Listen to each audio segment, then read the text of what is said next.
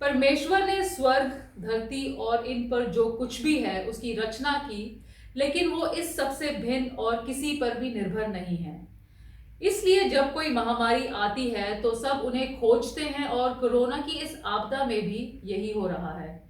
अब जब इसका प्रकोप कम हुआ है तो हम ये जान लेने की कोशिश करते हैं कि कितने लोग इसका शिकार हुए, उनकी प्रार्थना का उत्तर उन्हें क्यों नहीं मिला। आज हम इसी विषय पर बात करेंगे। पहले सुनते हैं परमेश्वर का वचन। परमेश्वर का वचन हमने यशायाह नबी की पुस्तक उसका 44वां अध्याय उसकी 24वीं आयत से लिया है। 44 वर्स 24 ऑनवर्ड्स। यहाँ इस प्रकार लिखा है, यहोवा तेरे उद्धारकर्ता जो तुझे गर्भ ही से बनाते आए हैं यूं कहते हैं, मैं यहोवा ही सबको बनाने वाला हूँ, जिसने अकेले ही आकाश को ताना और पृथ्वी को अपनी ही शक्ति से फैलाया है। मैं झूठे लोगों के कहे हुए चिन्हों को व्यर्थ कर देता और भावी कहने वालों को बावला कर देता हूँ। मैं बुद्धिमानों को पीछे हटा देता हूँ और उनकी पंडिताई को मूर्खता बनाता हूँ, और अपने दास के वचन को पूरा करता और अपने दूतों की युक्ति को सफल करता हूँ। जो यरूशलेम के विषय कहता है वह फिर बसाई जाएगी, और यहूदा के नगरों के विषय में वे फिर बनाए जाएंगे, और मैं उनके खंडरों को सुधारूंगा। जो गहरे जल से कहते हैं तू सूख जा, मैं तेरी नदियों को सुखाऊंगा। परमेश्वर के वचन को पढ़े और सुने जाने से आशीष हो। आमीन। परमेश्वर ने सब कुछ बनाया तो फिर इस सब से वो इतना दूर क्यों लगते हैं, और मुश्किल के समय में ये दूरी और भी ज्यादा बढ़ क्यों जाती है? क्रिएटर है परमेश्वर जिसने सब कुछ बनाया। वो इस धरती पर इन चीजों पर निर्भर नहीं है, तो उन्हें इनसे अलग ही रहना है। क्रिएशन के साथ उनसे इतना ही रिश्ता बनाया, क्योंकि पाप में सब कुछ है, गिरावट में है, इसलिए वो अलग है। सुप्रीम है वो, तो उनकी जो एग्जिस्टेंस है वो ऊंचाई में है, अलग है, स्वर्ग में है। तो इसलिए क्रिएशन के द्वारा परमेश्वर को जान लेना मुश्किल है। उनको हम जानते हैं, उनका जो इस धरती के साथ जो कुछ बनाया गया, इसके साथ रिश्ता क्या है। रिश्ता है उनके कामों के गुणों के द्वारा, और हम उन्हें जानना चाहते हैं, जान सकते हैं जो वो नहीं हैं या हो ही नहीं सकते। शुरू से ही वो क्रिएटर हैं, और टाइम उन्हीं से शुरू होता है, बिगिनिंग उन्हीं से शुरू होती है, लेकिन वो टाइम के अधीन नहीं है।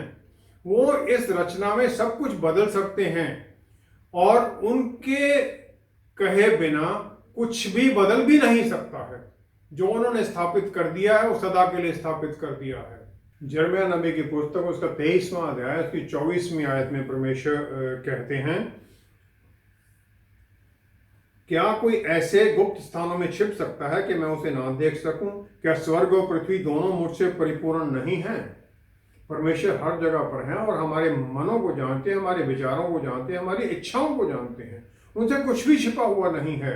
नीति वचन 15 की 3री आयत में लिखा है, यहोवा की आंखें सब स्थानों में लगी हैं, वह बुरे भले दोनों को देखती रहती हैं। बुरे भले दोनों को देखती रहती हैं। निर्गमन 3रा अध्याय 14वीं 15वीं आयत में परमेश्वर ने जलती झाड़ी से मूसा को अपना नाम बताया। उन्होंने कहा, मैं हूं सो हूं, I am who I am, Yahweh. वो पास्ट प्रेजेंट फ्यूचर किसी टाइम से वो निर्धारित नहीं होते हैं, टाइम उन्हीं से शुरू होता है। यशायाह नबी की पुस्तक 41वां अध्याय 4थी आयत में वो कहते हैं, मैं I call the generation from the beginning. शुरू से मैं जो जनरेशन है उन्हें बुलाता हूं।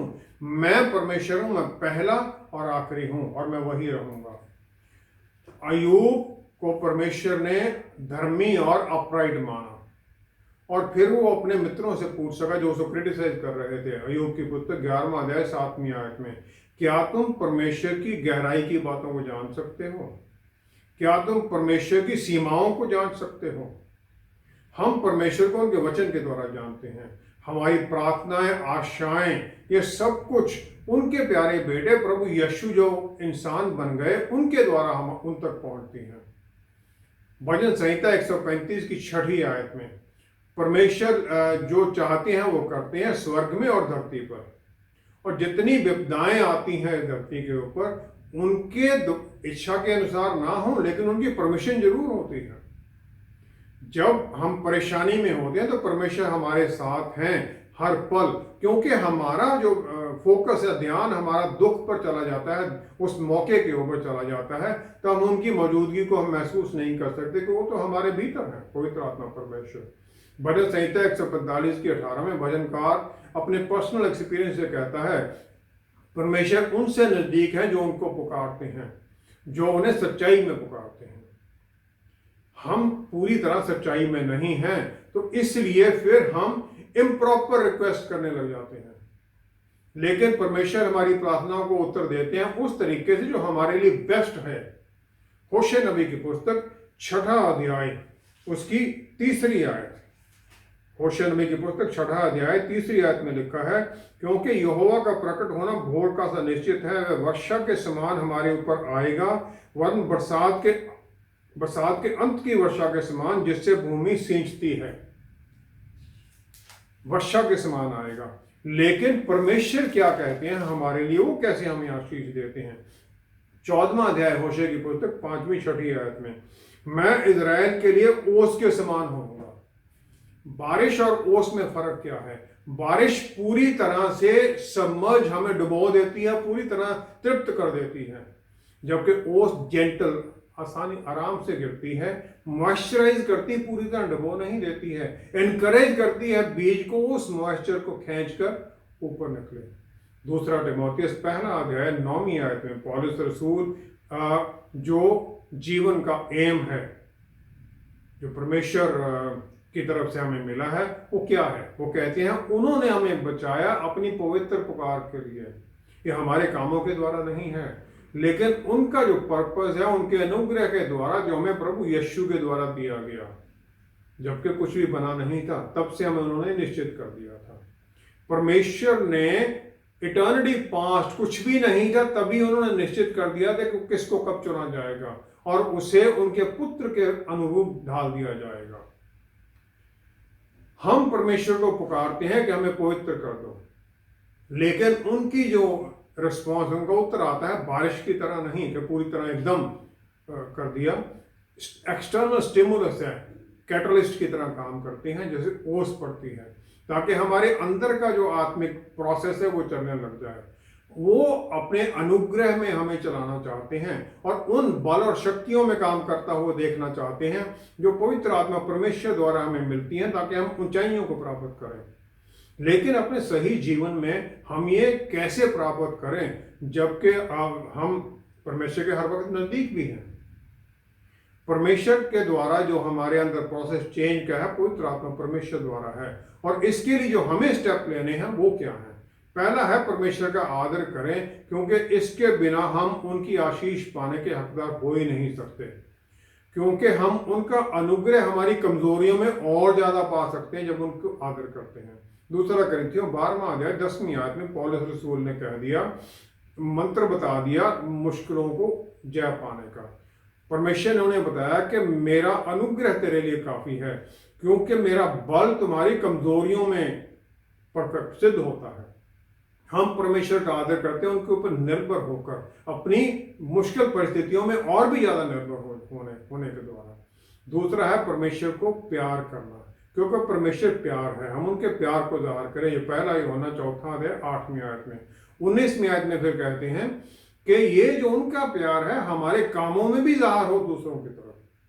हमें ये आज्ञा मिली है कि हम प्यार करें, लेकिन हम पहले परमेश्वर के प्यार द्वारा भरे जाते हैं, तभी हम प्यार कर सकते हैं, क्योंकि जो हमारे पास है ही नहीं वो हम दे कैसे सकते हैं। वो हमें प्यार से पहले बढ़ते हैं, फिर हम उन्हें प्यार करते हैं। तीसरा है अपने माता पिता का आदर करो जिस प्रकार के परमेश्वर के पुत्र ने आदर किया। लूका 2:40 आयत में हम देखते हैं, परमेश्वर का पुत्र आत्मा में बल पाते गए और बुद्धि और ज्ञान से बढ़ते गए, क्योंकि 12 साल की उम्र में ही वो वचन के बारे में, वचन की गहराइयों के बारे में, जो परमेश्वर के भवन में टीचर थे उनके साथ बातें करते हैं, और वो अमेज हो जाते हैं, अचंभित हो जाते हैं लोग उनकी बातों को सुनकर। लेकिन जब माता पिता उन्हें वापस ढूंढते हुए आते हैं तो उनके साथ वो नाजरत चले जाते हैं ओबीडियंटली, और उनकी अधीनगी में रहते हैं 30 साल की उम्र तक, क्योंकि 30 साल के बाद उनकी मिनिस्ट्री शुरू होती है। चौथा है दूसरों को गाइड करना और उनको सर्व करना। परमेश्वर कहते हैं तुम धरती का नमक हो, तुम इस धरती का रोशनी हो। मत्ती 5 की 13, 14 और 16वीं आयत में कहते हैं फिर वो कि तुम दूसरों को गाइड करो ताकि तुम उनके मॉरल वैल्यूज जो हैं वो प्रिजर्व हो, नमक हो तुम्हारे अच्छे कामों के द्वारा फिर पिता परमेश्वर को महिमा मिले, रोशनी बनकर उनको लीड करो। 5वां है परमेश्वर की अधीनगी में आ जाओ। रोमियो 12 की पहली आयत में अगर हम देखें, रोमियो 12 की पहली आयत, अपने शरीरों को जीवित और पवित्र और परमेश्वर का भावता हुआ बलिदान करके चढ़ाओ, यही तुम्हारी आत्मिक सेवा है। यही हमारी आत्मिक सेवा है। हमारा धरती पर जीवन जो है परमेश्वर के लिए जिया जाए, उनकी महिमा के लिए जिया जाए, उनके कामों को करने के लिए जिया जाए, ताकि फिर वो हमें बल दे सके वो काम करने के लिए। एक संत की कहानी है जो परमेश्वर के साथ बहुत नजदीकी रिश्ते में था। जब भी वो चलता तो 4 पैरों के निशान उसके साथ होते, 2 उसके 2 परमेश्वर के। फिर वो एक बार बहुत तकलीफ में आ गया, बहुत परेशानी में प्रार्थना करता रहा, लेकिन अचानक उसने देखा 2 पैरों के निशान खत्म हो गए हैं। लेकिन वो प्रार्थना में लगा रहा। कुछ समय बाद वो ठीक हो गया, काफी सब कुछ ठीक होने लग गया, काफी ठीक हो गया। तो उसे 4 फिर निशान पैरों को दिखने लगे। उसने परमेश्वर से शिकायत की कि आपने भी मुझे दूसरों की तरह इस तकलीफ में छोड़ दिया। परमेश्वर ने उसे उत्तर दिया कि जो 2 पैरों के निशान तकलीफ के दौरान थे वो मेरे पैरों के निशान थे, क्योंकि मैंने तुम्हें उठा रखा था। परमेश्वर ने ये चुना कि वो हमें नहीं छोड़ेंगे जब हम तकलीफ में होंगे, लेकिन हमें परमेश्वर के पुत्र की तरह रहना है, जो यहाँ पर धरती में रहे पूरी तरह से आज्ञाकारिता में पिता परमेश्वर की उनकी इच्छा को पूरा करते हुए। जब जितना हम परमेश्वर की आज्ञाकारिता में चलते हैं उतना ही वो हमारे नजदीक आते जाते हैं, अपनी इच्छा हमारे ऊपर जाहिर करते जाते हैं, हमें बल देते जाते हैं। जितना हम उनकी अधीनगी में होते हैं उतना हमें वो ऊपर उठाते जाते हैं, अपनी नजदीकी में ले जाते हैं। बस यही हमें करना है। ऐसा क्यों होता है कि कई लोग मुश्किलों से जल्दी निकल आते हैं जबकि दूसरे फंसे ही रहते हैं? इस सवाल का उत्तर मूसा को परमेश्वर ने निर्गमन की पुस्तक 33वें अध्याय की 19वीं आयत में दे दिया। उन्होंने मूसा से कहा, मैं तेरे सम्मुख होकर चलते हुए तुझे अपनी सारी भलाई दिखाऊंगा और तेरे सम्मुख यहोवा नाम का प्रचार करूंगा। जिस पर मैं अनुग्रह करना चाहूं उसी पर अनुग्रह करूंगा और जिस पर दया करना चाहूं उसी पर दया करूंगा। I will be gracious to whom I will be gracious. जिसे मुझे दया करनी मैं उसी पर करूंगा। परमेश्वर को कोई बाध्य नहीं कर सकता कि मेरे ऊपर आशीष करो ही करो। ये उनकी इच्छा है, किसे तकलीफ से निकालना है, किसे परेशानी से निकालना है, किसे नहीं निकालना है। क्यों? उनके सामने पास्ट प्रेजेंट फ्यूचर सब कुछ क्लियर है।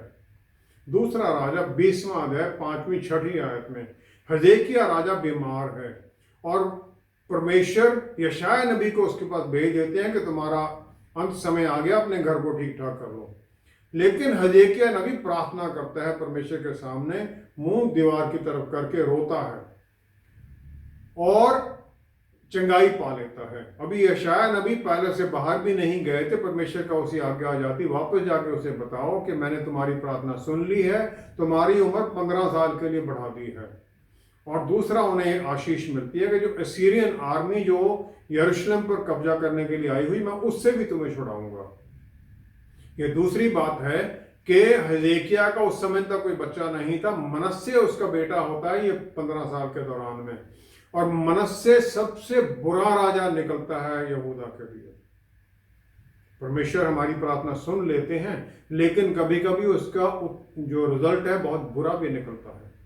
उत्पत्ति 12वां अध्याय पहली 3 आयत हम देखें तो वहां पर यहोवा ने अब्राहम से कहा, अपने देश और अपने कुटुंबियों और अपने पिता के घर को छोड़कर उस देश में चला जा जो मैं तुझे दिखाऊंगा। I will show you the place. और मैं तुमसे एक बड़ी जाति बनाऊंगा और तुझे आशीष दूंगा और तेरा नाम महान करूंगा और तू आशीष का मूल होगा। जो तुझे आशीर्वाद दें उन्हें मैं आशीर्वाद दूंगा और जो तुझे कोसें उन्हें मैं शाप दूंगा। और भूमंडल के सारे कुल तेरे द्वारा आशीष पाएंगे। भूमंडल की सारी families of the earth will be blessed through you. सारे कुल तुम्हारे द्वारा आशीष पाएंगे। लेकिन कहीं पर यह नहीं लिखा गया परमेश्वर ने अब्राहम को चुना क्यों। जो यहूदी संत हैं इसके 3 कारण बताते हैं। उन तीनों में से हम इस प्रोग्राम के लिए एक को देखेंगे। मिड्राश, जो कि एंशियंट यहूदी एक्सीजेसिस है, इंटरप्रिटेशन, वचन की जो इंटरप्रिटेशन कमेंट्री है, उस जो जिनके द्वारा फिर वो कमेंट्री में देखते हैं हर एक शब्द का उत्तर निकाल कर उसके अनुसार फिर वो पूरे लाइन का उत्तर निकालते हैं। उसमें उन्होंने एक रीजन मेंशन किया है। वो कहते हैं जब अब्राहम को अपनी धरती छोड़कर जाने के लिए कहा गया, तो अपने लोगों को छोड़कर जाने के लिए कहा गया, तो एक ट्रैवलर बन गया। वो ट्रैवलर, उससे पहले उसने देखा कि एक पैलेस है, एक महल है जिसमें आग लगी हुई है। तो वो हैरान होता है कि क्या ये हो सकता है कि इस पैलेस का कोई मालिक ही नहीं है। तो जो पैलेस का ओनर है वो ऊपर से निकलता है, वो कहता है खिड़की में से, मैं इसका मालिक हूं।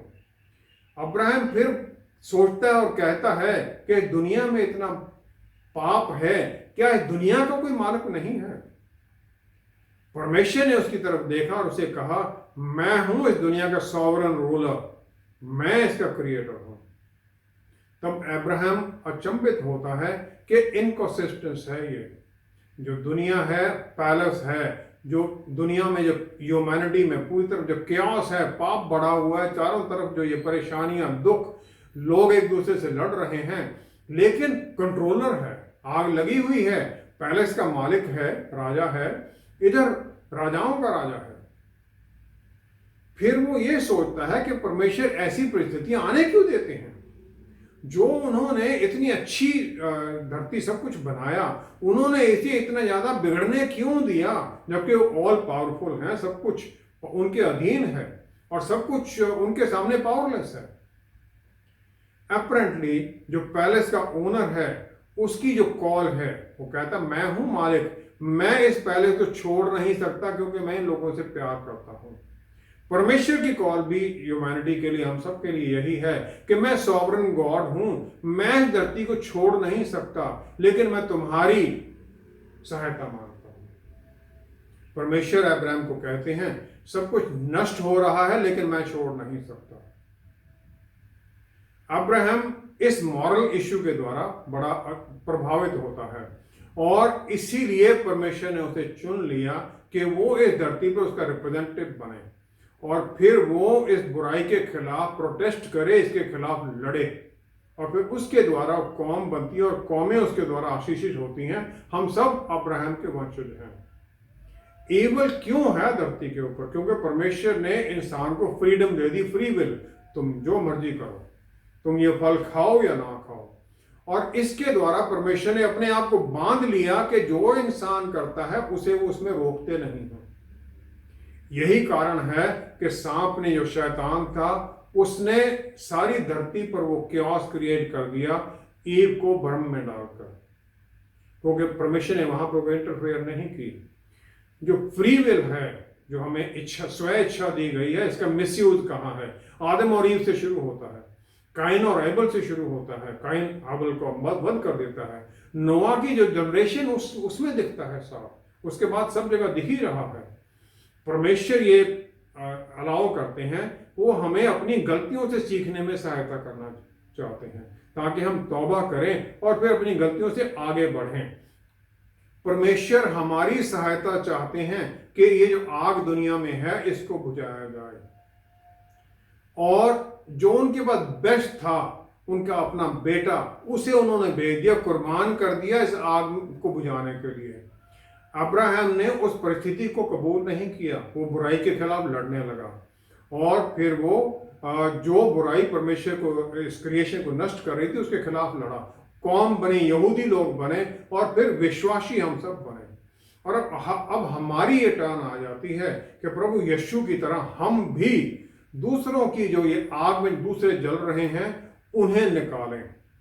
इस आग में लड़ने के लिए हम आगे बढ़ें। जो सलीब का मैसेज है, जो पाप में डूबे हुए लोग हैं, उन्हें निकलने में सहायता करें, रोशनी में उन्हें लेके आएं, उस आग से उन्हें बचाएं। और फिर जो हमारे काम है न्याय के, दया के, प्यार के, जो परमेश्वर ने हमारे साथ किए, जो हम दूसरों के लिए करते हैं, ये फिर परमेश्वर को, प्यार को जाहिर करते हैं और ये फिर दूसरों के मनों की जो आग है उसे बुझाने में सहायता करते हैं, ताकि फिर एक आर्मी बनती जाए, आगे से आगे चलता जाए, आग बुझती जाए, ताकि पूरे संसार को बचाया जा सके। यही प्रभु यीशु का हमारे लिए काम है। ऐसे समय में जब सब तरफ दुखों और परेशानियों में लोग हैं, तो एक विश्वासी का दूसरों के लिए क्या कर्तव्य है? हमें प्रभु यीशु जैसे बनना है और जो काम वो करते हैं हमें वही करना है। अब उन्होंने क्या काम किए? पहला यूहन्ना 3 अध्याय 8वीं आयत में अगर हम देखें, यहाँ लिखा है, जो कोई पाप करता है वह शैतान की ओर से है, क्योंकि शैतान आरंभ से ही पाप करता आया है। परमेश्वर का पुत्र इसलिए प्रकट हुआ कि शैतान के कामों को नाश करे। हमें शैतान के साथ नहीं जुड़ना, प्रभु यीशु की तरह शैतान के कामों को नष्ट करना है। हमें उनकी तरह बनना है, क्योंकि हम उनके रिप्रेजेंटेटिव हैं और वही उन्होंने हमें काम दिया है। शैतान का सोल काम क्या है? कम्युनिटीज को डिवाइड करना, लड़ाई झगड़े कराना, क्यास करा देना, ताकि फिर उस पूरे झगड़ों में वो ऊपर बैठकर राज करे। वो राज करता है हमारे दुख में, हमारे दर्द में, क्योंकि उसमें कोई प्यार नहीं है, वो सिर्फ अपने लिए प्यार करता है। परमेश्वर का जो प्यार है अपनी क्रिएशन के लिए, वो उस समय खत्म नहीं हो गया जब आदम और हवा ने उनके खिलाफ, वो उनकी आज्ञाकारिता के खिलाफ चले गए। उन्होंने इंसान को छोड़ भी नहीं दिया, उनके साथ रहे। उन्होंने अपने नबियों को भेजा वचन के द्वारा, अपने पुत्र को भेज दिया, ताकि वही मैसेज जो नबी सुना रहे थे कि मुड़ो वापस पिता परमेश्वर की तरफ, वही उनका पुत्र दे और फिर अपने प्यार से भरकर हमें सिखाए दूसरों को प्यार करना। अपने तरह जैसे हम अपने आप से प्यार करते हैं, दूसरों से हम प्यार करना सीखें, दूसरों के दुख में उनकी सहायता करना सीखें, और फिर हर पल आनंदित रहें प्रभु यीशु के प्यार में, परमेश्वर के प्यार से भरे हुए। 2 कुरिन्थियों 1 अध्याय उसकी 3-4 आयत में अगर हम देखते हैं, यही परमेश्वर के वचन में हमें एश्योरेंस है और आज्ञा है ऐसी हालतों के लिए। हमारे प्रभु यीशु मसीह के परमेश्वर और पिता का धन्यवाद हो, जो दया का पिता और सब प्रकार की शांति का परमेश्वर है।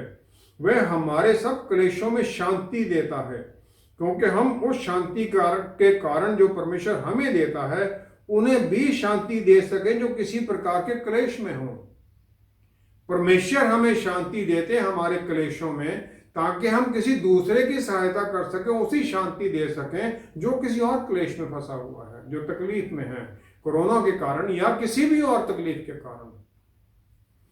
परमेश्वर की जो शांति इसलिए नहीं है, आशीष इसलिए नहीं कि हमारी तकलीफों को वो निकाल दें, लेकिन वो हमें बल देते हैं, एनकरेज कर देते हैं, आशा देते हैं कि हम इन तकलीफों से ऊपर निकल सकें और उनका सामना कर सकें।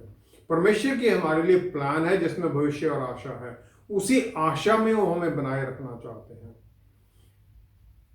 एक मेरे दोस्त है, उनका पुत्र कनाडा में है, जो काफी समय से लंग कैंसर से पीड़ित है, लेकिन फिर भी वो पूरा आनंदित जीवन जी रहा है।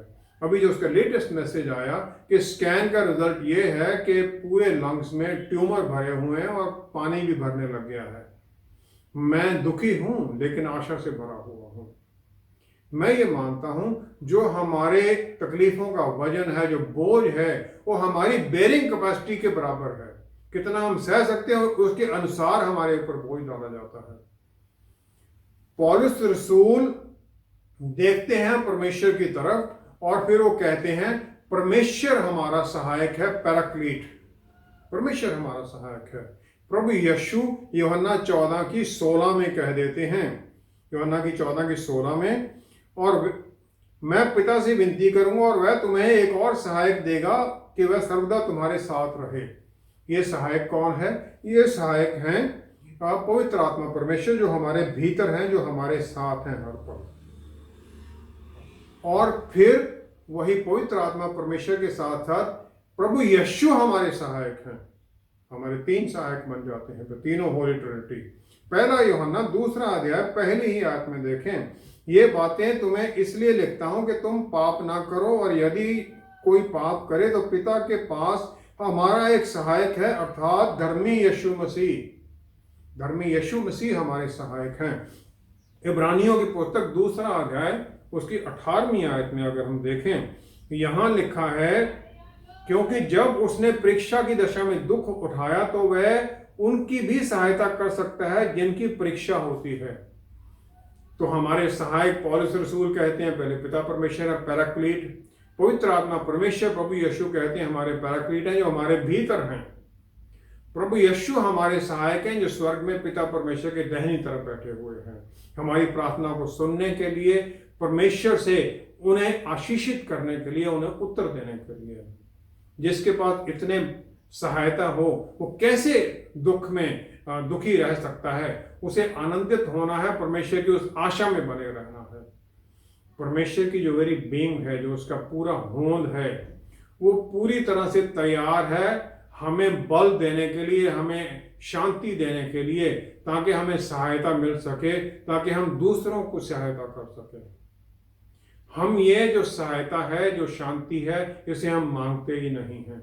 दूसरों से हम ये सहायता मांगते ही नहीं हैं। हम ये सोचते हैं वो क्या सहायता करेगा। हम अपने अहंकार से भरे हुए होते हैं। दूसरों से हम प्रार्थना की बात भी नहीं करते हैं। इसमें कई कारण भी हैं। कई जगह प्रार्थना के लिए हम कहते हैं तो पूरे शहर में डंडोवा पीट दिया जाता है प्रार्थना के तौर पर। उसकी प्रार्थना करना पता उसको क्या हुआ? तो लोग डरते हैं प्रार्थना मांगने के लिए भी। आत्मिक आशीषें जो हैं ये पवित्र आत्मा परमेश्वर की गिफ्ट की तरह हैं। इस तरफ किसी एक के लिए नहीं है। पवित्र आत्मा की जितनी आशीषें हैं वो सब पूरे विश्वासियों के लिए हैं। हमारे जो दुख हैं परमेश्वर द्वारा भेजे जाते हैं ताकि हमें ट्रेन किया जाए मिनिस्ट्री के लिए। एक विश्वासी की मिनिस्ट्री है दूसरों को बताने के लिए, ताकि फिर हम वो सब कुछ सिखाएं दूसरों को। मदर टेरेसा ने फेमसली कहा था कि मैं जानती हूं परमेश्वर मुझ पर बहुत विश्वास करते हैं कि मैं जो मुझे देंगे मैं उसे हैंडल कर सकती हूं, लेकिन वो कहती मैं ये चाहती हूं कि परमेश्वर मुझ पर इतना यकीन ना करें। मैं भी एक इंसान हूं। क्या मैं अपनी परेशानियों के बारे में ऐसा सोचता हूं कि परमेश्वर ने मुझे ये परेशानी दी है क्योंकि उनका विश्वास है कि मैं इसे हैंडल कर सकता हूं? मैंने ये सीख लिया है कि अपनी आशीषों को तो मैं काउंट करता रहूं हर दिन। जब मैं उठता हूं पहले देखता हूं हाँ मैं जिंदा हूं, आशीषित हूं। ग्रेटेस्ट ब्लेसिंग है कि मैं परमेश्वर का परिवार का हिस्सा हूं, और फिर सब कुछ मुझे कम लगने लग जाता है। फिर मैं उसकी आशीष, उसका बल मांगता हूं और उस बल में चलने के लिए आगे बढ़ जाता हूं कि आज की तकलीफों को भी प्रभु यीशु आपके बल में मैं जीत सकता हूं और इनमें मैं हर तरह से जीत में ही चलूंगा। ये तकलीफें मुझे हरा नहीं सकती हैं। आइए हम प्रार्थना करें। पिता परमेश्वर, हम आपका धन्यवाद करते हैं। आप हमारे सहायक हैं। प्रभु यीशु स्वर्ग में आपके दाहिने बैठे हमारे सहायक हैं। पवित्र आत्मा परमेश्वर हमारे भीतर हमें सहायता देने के लिए, हमें शांति से भरने के लिए, हर तरह की आशीष देने के लिए आपने रख दिए हैं। सहायता कीजिए हमें। पवित्र आत्मा परमेश्वर भर दीजिए अपने उन सब गुणों से, ताकि हम ना सिर्फ आपकी शांति पाएं, अपनी तकलीफों में जूझते हुए बल पाएं, बल्कि दूसरों की तकलीफों में उनकी सहायता करने में भी आगे बढ़ें, पीछे ना हटें। जो हमारे काम हों आपके प्यार से भरे हुए दूसरों के लिए आशीष का कारण बने, ताकि आपका प्यार जो हमारे भीतर आपने डाला है इतना ज्यादा बड़ा हुआ हो, इतना ज्यादा हो कि उमड़ कर हमारे अंदर से बाहर बह निकले, दूसरों की तरफ प्यार की तरह, प्यार से भरे हुए हम आगे बढ़ें, दूसरों के लिए आशीष का कारण बने, ताकि हम भी अपने दुश्मनों के लिए भी आशीष का कारण बने। पिता परमेश्वर, हम सारी महिमा, सारा आदर आपको देते हैं। सब कुछ आपके प्यारे बेटे प्रभु यीशु के पवित्र नाम में मांगते हैं। आमेन, आमेन, आमेन। कुरिन्थियों को लिखी दूसरी पत्री में पौलुस रसूल ने अपने ऊपर आई विपदाओं के बारे में लिखा, और उन्होंने सब सह लिया, क्योंकि प्रभु यीशु को कभी भी अपने से दूर नहीं बल्कि अपने साथ पाया। जितनी अधिक दिन में गर्मी होती है, रात में उतनी ही अधिक परमेश्वर से रिफ्रेश करने वाली ओस या ड्यू भी पड़ती है। परमेश्वर तभी हमारा ऊंचा गढ़ और शरण स्थान है अगर हम उनके पास जाएं। हमारे साथ दोबारा जुड़ने के लिए आपका बहुत बहुत धन्यवाद। Until next time, stay blessed. Shalom.